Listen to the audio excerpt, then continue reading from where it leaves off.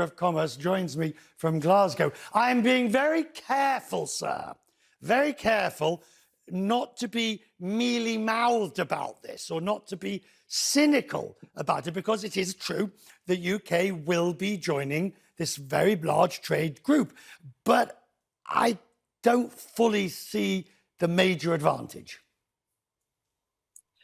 Hi, Richard. Well, from where we are at the moment, obviously having left the European Union 3 years ago, we've got to really do two things in the view of British business. One is improve the trade deal that was negotiated in 2020 with the EU, and we trade about 7 times more with the EU than we do with CPTPP.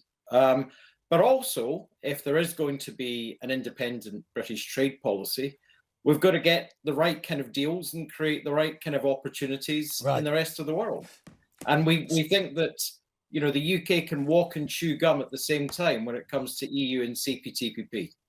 Right, but does the CPTPP arrangement, will it be superseded by bilaterals, for example, with Australia and New Zealand? Or does the extent of this deal mean that essentially they've got what they need from those countries where they were negotiating bilaterally anyway? Well, pretty much what we've been informed by government and the documents published today, in most areas, essentially the bilateral agreements will dovetail into the commitments on tariffs and services which the UK and the CPTPP countries are making.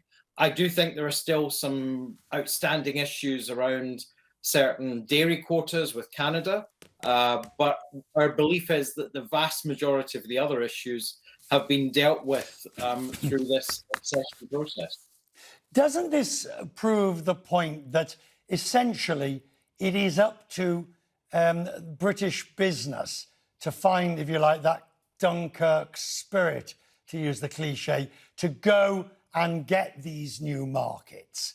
I mean, if the post-Brexit UK economy is to succeed, then everybody can't go around bemoaning the fact that the situation is worse now than it was during EU membership.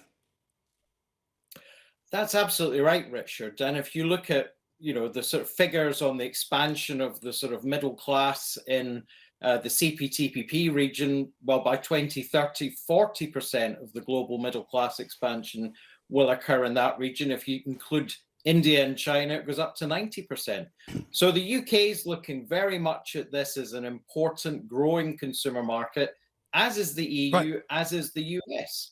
So that's why, you know, our position amongst British business is that you have to look to expand these new markets, expand your services exports, whilst at the same time looking at what you can do to improve that trade deal with the EU.